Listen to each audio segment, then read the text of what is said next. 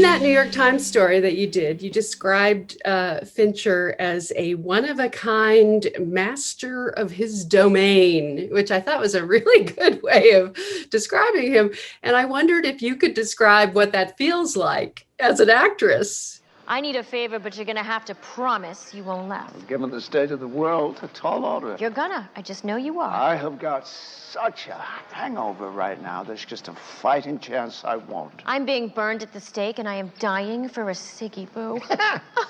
It feels like you're just walking into a masterpiece. You know, you for the most part, when I sign on to do a movie, it's, you know, it's because I really like the script, or I've been wanting to work with the director, or both, or, you know, it's a producer I really love and I want to begin a relationship with that producer. So it depends. Rarely do you ever fall into something that's already there for you. You know, it's like a warm bath. David Fincher doesn't make mistakes. And knock on wood. He's everything's deliberate. When he makes a movie, it's because he's thought of everything. He knows exactly what he wants, and to walk onto a set with a director who knows exactly what he wants, how he's going to shoot something, how he wants it to look, you know, how he wants you to portray the role. It's just, it feels like, how could I go wrong? And you know, there's a level of insecurity that I'll always have. There's a level of intimidation that I will always carry with me throughout my career, because I'm an artist. That's just how I'm built. But you know, as scary as it was, because I didn't want to let him down, it was also just, it felt really safe, because I knew that we were going to get what we needed to get, and I knew that it was going to be the best. He was going to get out of me the best I could bring, because he deserves no less. And man, it's just, I wish I could say that was an experience that I have often, but it isn't.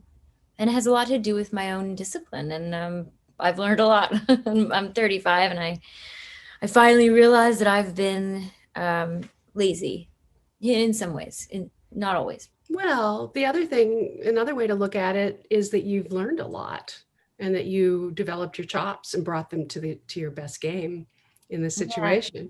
Yeah. I have to, did you change the way that you prepared for the role from what you'd done before? Or put it another way, is this simply the first time you've had this much demanded of you? This isn't the first time I've had this much demanded. In looking back, it's definitely not the first time. And, you know, I equate it to working in theater, working with David, because you have that much time to find that role, to find the moments, to make it, to tell the best story. And I've risen to the occasion before. Absolutely. I know I have it in me. It's just whether or not, it's just this weird psychology of, do you want to go all the way? Because if then it's not good, then what does that mean? You know, it's that weird subconscious bullshit that we, as humans, sometimes it's a subconscious fear, and maybe that's what I'm discovering. Well, I have to say, something like Les Mis or Mamma Mia, those are very demanding roles, and you had to do musical singing and dancing, and deal with Meryl Streep. You had a lot to deal with there. Yeah, I mean, there was definitely. I mean, I have been just as intimidated before in my career, especially when I was younger. As the way I was with David, I was very intimidated by him, even though he was kind and gentle and very supportive. But yeah, there's been, technically speaking, there have been challenges that just really I struggled with. You know, when you say Les Mis, it's, you know, singing live and not feeling like I was ready to, like, technically, like, I wasn't there. I still say to my voice coach every day, you know, I wish we could redo it. But you know, there's always an aspect that I feel very comfortable with, and in like my instinct to make things feel as real as possible, I trust that to be there, and I can rely on that, and I can fall back on that, and I feel like I have fallen back on that too many times without being completely well-rounded, and that's at least I got there. You know, I'm 35 years old. At least I got there. Do I have any regrets? No. Yeah, kind of. You know, I don't want to You're say hard it. on yourself, but that Yeah. goes with the territory. That goes with Yeah. excellence. I think I recognize. Also, what you just said is very important. That the ability to know when you're on it and when you've got it, that's super important. David Fincher, obviously known for the long reshoots, you know, just shoot, shoot, shoot, take, you know, put you through the mill. And yet you seem to have welcomed that, and I want you to explain why. A lot of actors find that grueling. Yeah, it is totally grueling. Like it's there's one scene that I was, for some reason, it was just so much harder than all the rest because it wasn't a back and forth. It wasn't as a natural cadence rhythm to the conversation, because the conversation was happening between like 8 people at a time, and so people would just interject. Anybody seen anything good lately? I just saw 42nd Street. It blew my wig. You could take the girl out of Bed-Stuy. When was that? Over the weekend, you were in D.C. I went to the pictures in Santa Barbara. We have a fine screening room here. Warner's picture. Why waste money on that? You know, the technical aspect of me trying to remember when my line comes in, because it was just a non sequitur, things that aren't even natural for me to say because it's in the 30s, and that dialogue is wonderful, but it's not effortless. And so that scene was just very tricky, and doing it over and over again and starting from beginning to end, when it's a 7-8, I think it was an 8.5 minute scene. I ended up recording it on my phone, like using my stopwatch on my phone, because I was like, how long is this scene? Because we don't usually start from the middle, we start from the beginning. And so grueling was absolutely the perfect word to describe that specific scene, because I couldn't find the light in it. I couldn't find, it was one of the first scenes I shot. I couldn't get there. And so when you do multiple takes of those, instead of getting better, it felt like I was getting worse. And that's why I try to understand what people say when they don't like it, when it's too hard, or it's just not their style of shooting. And I think I can relate in that way. I think I get what that feels like. But really, in the grand scheme of things, the more the better. The more time I have to find a moment, the more time I have to connect to the other character, the more time I have to tell the story in the best, most effective way, with the most amount of depth and the most amount of presence, the better. And that's what happens when you do plays and when you work with David. Well, the other thing you have is a good deal of comic timing. You know, you're good at that, and the way that you and Gary Oldman go back and forth, and this situation with the two of you and the scenes together is just joyful to watch. Good. And you two are, I mean, you two are even Steven. It's wonderful. Talk about how you built that rapport with him, and a little bit, you're kind of flirtatious, and you're also just enjoying being smart. Hello, Tokyo? London, you there? Ah, nerds. What is that? Ah, Pops' radio phones. Never ever be out of touch with your empire. No. What's nerds? Nerds is Brooklynese for nuts. Jeepers.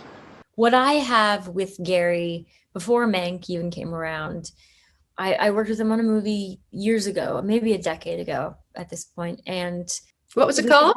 It was Red Riding Hood for Warner Brothers. And big, tentpole movie. He played he was the guy looking for the wolf. It was this supernatural movie, and I see myself in him, and I think we trust each other, and he's very easy to get along with, and he's really funny, super witty, incredibly smart, really expresses himself so beautifully, and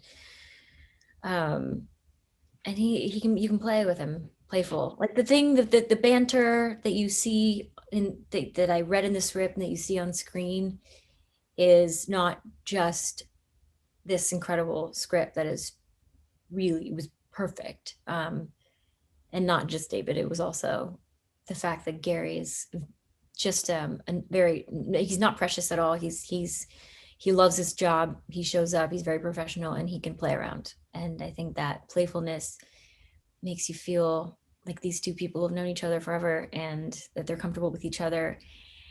And there's so many gifts that come out of that, offset, on screen.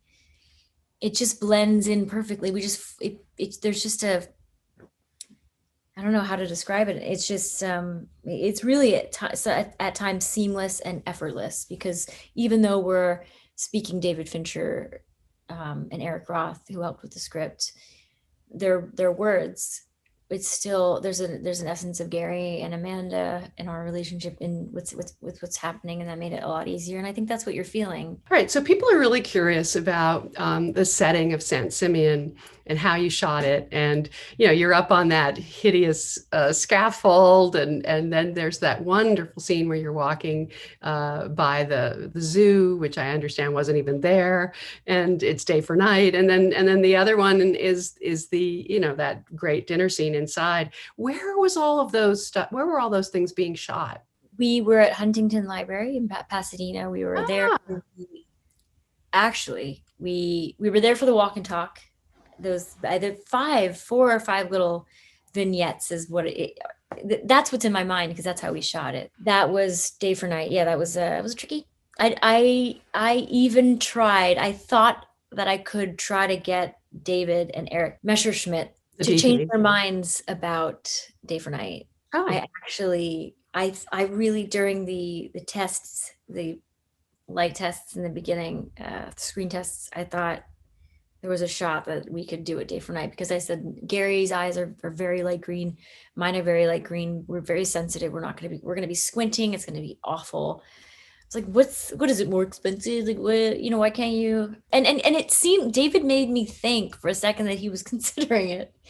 He's really generous like that, but it ended up being okay, of course, because we had our contacts in. We had to get contacts because of the squinting. Sort of like having sunglasses on, yeah, on your eyeballs, which wow. is absolutely effective. I swear it's the perfect trick. And then we did Huntington Library. We did the first version of the funeral pyre scene. There was a lot of smoke. That was pre-pregnancy. And then we ended up reshooting the entire scene, thank God, because I was that much more comfortable as Marion. And we ended up shooting that in Calabasas. And I was pregnant at that point. And my biggest fear was that if we go back to that movie smoke, because we were using period movie smoke in the first version of that. God, that was just like, I will never, ever forget that smell. But it looked cool, a lot of smoke, black and white movie, big grand set piece. And we reshot it, and it was so much better. That scene when Mank and Marion first meet and Hearst comes up in the carriage, it was so epic, that scene. And so the dinner scene, that was on a set. It was on a beautiful set built. And did you ever visit the real Saint-Simeon? No, I didn't. No. Have you ever been there? I've driven past the Hearst Castle. Like, it's really amazing to go there. Actually, I know it's one of my favorite places. Lily was just talking about that, and I'm like, God, I haven't been to Northern California in a decade. Well, I've been stuck in California for a year, but you're in upstate New York. You're in the Catskills, yeah? Yeah. We finished shooting this movie February 21st, and then we left right away because so that was right before lockdown, right on lockdown. It was I remember we got here on March 10th. And you had a baby. Yeah, that's another thing. The timing of this was insane because I got pregnant. I didn't know I was going to be pregnant.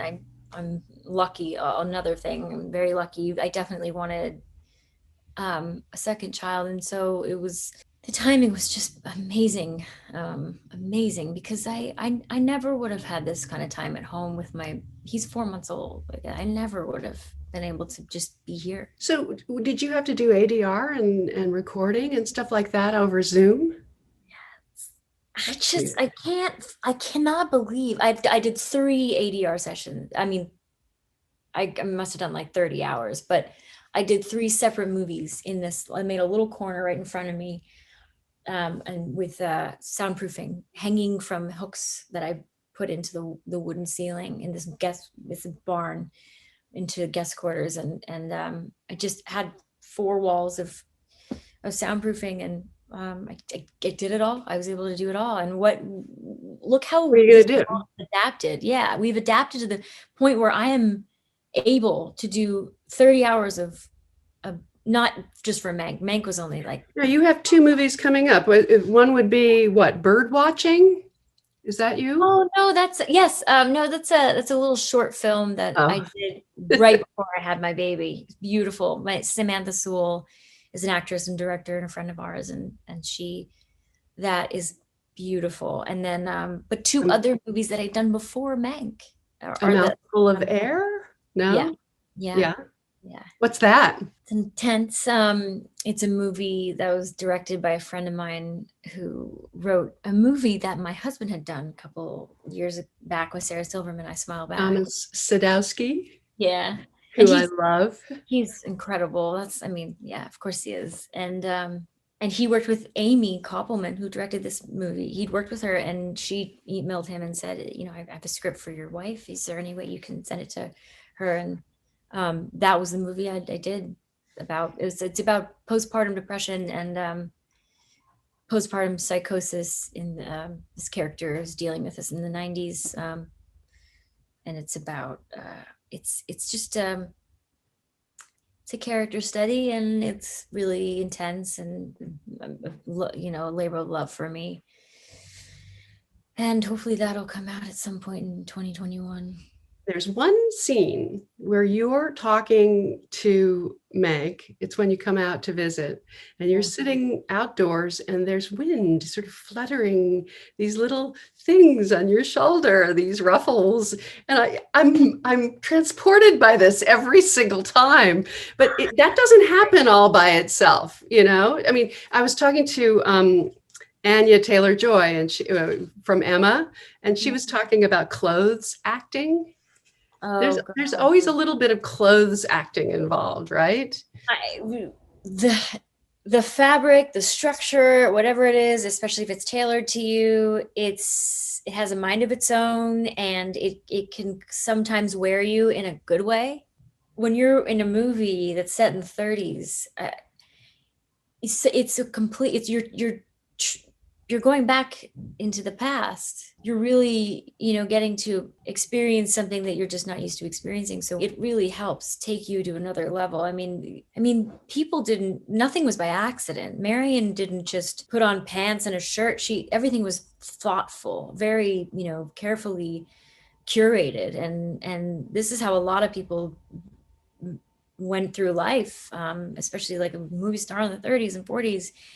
And to be able to have things that are tailored to me, and just these beautiful little details that I would never even consider. It's just, there's like an intimate relationship you have with your costumes, because you're constantly putting them on, and they're yours, and you're wearing them. And it's, I don't know. You're absorbing.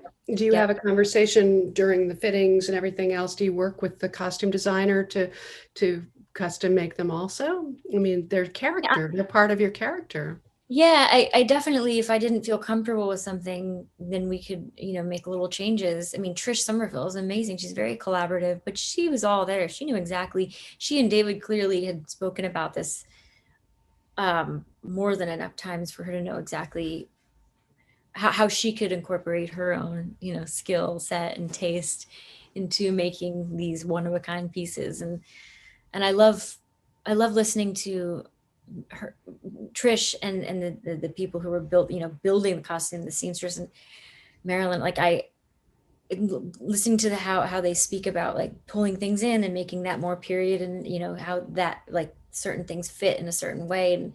And there's art everywhere, of course, but this movie takes the cake when it Well, comes you must have seen it for the first time at some point. And unfortunately not on the big screen though, which I wish I could see it there. I really do. Yeah. Yeah. What a year for this movie. David had been working on this movie with his dad. And then, I mean, it's been 30 years since this script came about. And it's just what timing for this movie to come out in a year where you can't even experience it in a big theater. I absolutely will one day. Am I persuading you at all? I hope if this gets made, you'll forgive me. And I hope if it doesn't, you'll forgive me. So the other question I had was just in the researching of this, apparently there really are quite a few differences between what's in the movie and what really happened, like what the relationship really was between Mank and Marion. They may not have been as close as the movie depicts. I think, it's interesting in the movie, they're very chummy, and there's clearly, there's just a beautiful shorthand between them. They trust each other. You really get to experience a beautiful bond between two very smart and honest people. And then all of a sudden you're like, how many years have gone by? Like, how did they hang out in between when Marion shows up in the movie, when Marion shows up at the end and says, don't kick him while he's down. And I wonder, how much did they hang out? And we did discuss this, David and Gary and I, that, maybe he didn't come back to the castle after, or come back into their lives, into Marion and Hurst's lives after that, show of that insane drunken monologue. Yeah, he's not invited. He's not invited back, but people weren't really supposed to drink at those dinners, right? No, but Marion made sure it was, people were well taken care of. That's another really funny dynamic that she has with her, is that she was an alcoholic. Like to drink. Yeah. And he did not think that was appropriate. And so she made, that's why it's funny when she's pulling out the underneath the bench and with the telephone, it's just like she hid that stuff everywhere, which I love that David put it in, that David's dad wrote that in, because it's really funny. But I don't think he was invited back. He wasn't invited back, but also there's always these industry parties. They knew so many of the same people. So it's like, of course they would run into each other. So I think and David's father did his research for sure. And I do believe, from what I read and what I understand, is that they did have like a very special, like, sibling type kind of playfulness between them. And that it was absolutely soiled by the time, after his last, after acting out. What's so great about her is that she's this hostess, with the mostest, she's carrying, she's just, she's maneuvering and just socializing and keeping it all going. That's her job, right? And apparently she just loved it. That's the thing. She was from what I understand, she was very casual, and even like things came easy to her. Socializing came easy to her. She was just really grateful for her lifestyle. I don't think she took living in Hearst Castle or living in San Simeon and his, the apartment in the city, and she didn't take any of the money for granted. She was just like, let's do everything we can. And he made sure she could have everything she ever wanted. And I think a lot of these parties were designed by her, these themes, funny, like the baby party where they're all dressed up as, like somebody's in Bo Peep. And I think it just goes to show that she was living it up. She was pretty happy in the life of the party. Definitely, I can't relate to that part, but she felt like she had a responsibility to entertain. So my last question is this. Having done this, having had this experience, How has it changed your approach to choosing your next roles? I don't know if I'm speaking as a mother of two now, Mm. or as someone who just walked out of a David Fincher masterpiece, because I don't know who's talking right now, but they're both heavy for my career, like had that experience and knowing that I had to be as present as possible and be on my game every single day, those 12-hour days, and they were long and they were sometimes hard. And then having another human, like another part of my family, come into existence. And I think less is more. And I think it would do myself some service to really think it through. Usually when I sign on to movies, there's one or two elements that are really attractive. But I think there has to be at least 5. Well, the good news is that maybe, even though a lot of people kind of decry the rise of the streamers and so forth, if you think about it, the Hollywood studios weren't that good at coming up with good roles for women. And maybe there's a wider range. What do you think? No, I think it's no. That's the thing. I can play anybody. I want to play a fighter pilot. Like, all right. I want to play a fighter pilot. And there is actually a role to play a fighter pilot. I was talking to a producer the other day, and they were like, the lead role, we're not sure if it's going to be a woman or a man. I mean, it was a man, but can be anything. And I'm like, that's very smart, because you could think that way about most things. I mean, unless you're telling a real story, like Mank obviously is based on real people. It doesn't necessarily have to be as cookie cutter as you think, and things don't have to, fit into a perfect, a perfect mold. It's anything goes, and I can play anything. And I say that, and I actually believe that. I like it. Yeah. I listen, I just want to play Glinda in Wicked. Like, at the end of the day, I just want to fucking play When are Glinda. they going to get that thing going? What's taking so long? Well, the last I heard, it was between shooting Mamma Mia 2 and Wicked, and they went with Mamma Mia 2 because it was ready. And now, from what I hear, because I'm gonna have to jump through hoops to get this role, if I unless I'm too old. But that shouldn't be a problem. You think because I do anyway. Universal and I'm in that family, you think it'd be easy, but I don't think so, because I don't think that they think that way. I think they want to give everybody a chance. This is what I hope, and maybe Glinda will be a man, you know what I mean? Like, who knows? All I know is that everything's always up in the air, and now it's even more up in the air. And it's just like, I know, to go back to that question, it's like, there are certain things that I would leave these 2 beautiful children and this incredible husband I have. There were a few things, and I know what they are.